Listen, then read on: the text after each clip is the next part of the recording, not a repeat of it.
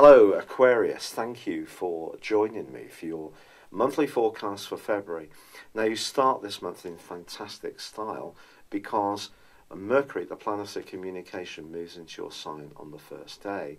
The previous 3 weeks it was in Capricorn, which may have made you feel a little bit more reserved despite the fact that from mid-month both Venus and the Sun in January really pushing you to be more gregarious and outgoing. And if you're single, perhaps more than one admirer was showing an interest in you. But as you start this new month, this is going to help to bring your thinking into the present. So if you have been that much more detached or caught up in dealing with some past issues, this will help you move into the moment. Now Mars, the planet of drive, is in a very friendly, sociable part of your scope all of February. Fantastic for an Aquarius. But it is being compromised from the 12th through to the 23rd by the dreamy angle of Neptune.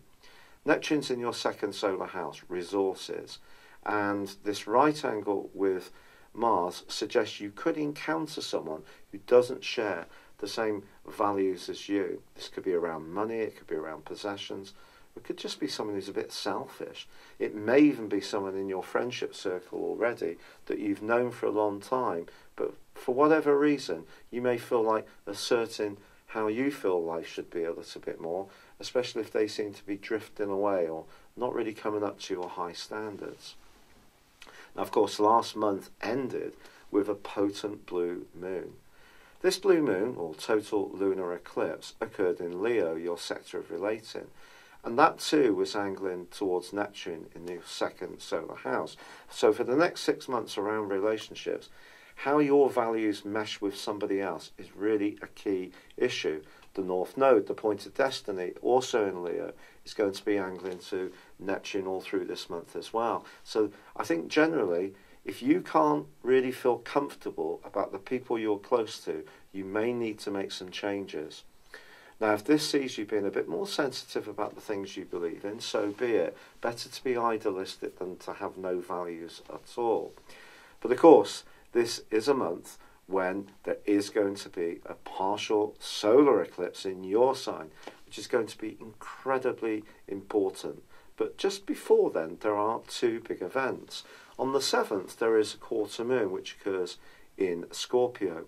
Now, it's possible that the strut on that you're developing, the extra self-assurance and confidence that you're pumping out to the world at large, may mean that someone in a position of influence is going to take a bit more notice of you on the back of this quarter moon from the 7th, but they might not necessarily get where you're coming from. But sometimes in life we have to stick to what we think is best for us. However, on the 11th, Venus moves out of your sign into Pisces, and this really could be a genuine ka-ching moment for you. Yes, some extra money can start to come in for you right through to the end of the month, actually. It can be very pleasant indeed.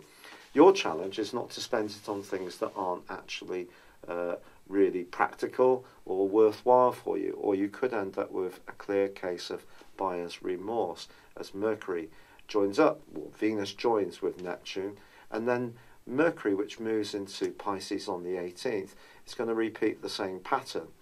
And of course, we have Mars there all the time being oppressed by Neptune. Neptune distorts, dissolves. It's about the past. Mars in the 11th house is very much about the future.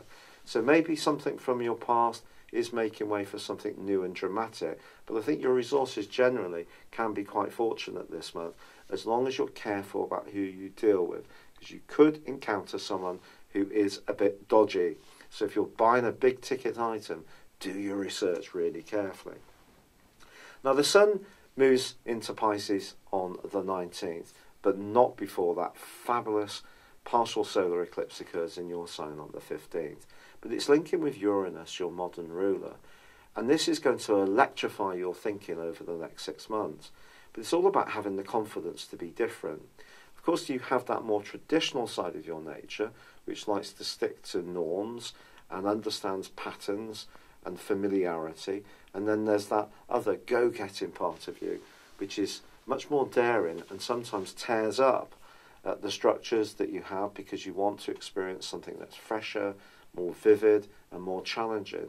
So there may be something you're going to put in place in the 6 months from the 15th, which totally transforms your situation, but it can do so in a thrilling way. And it's all about you really poking your eye really at anyone who expects you just to toe the line. You're showing how authentic and how self-confident you can be.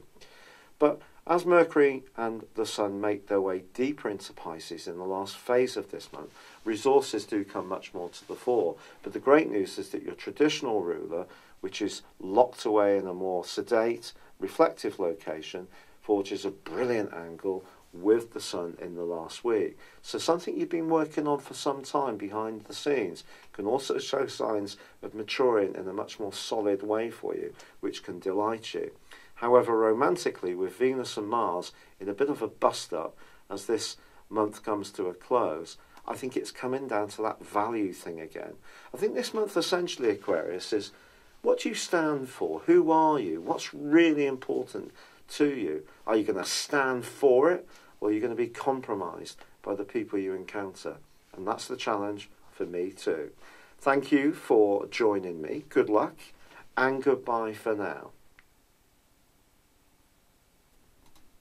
Hello, thank you so much for watching my video. I'd love you to join me at my Horoscope Ace app. You can find this at www.horoscope-ace.com. You can use it through Android, iOS, Apple or Facebook. Check out your ascendant or your moon sign or download your free birth chart.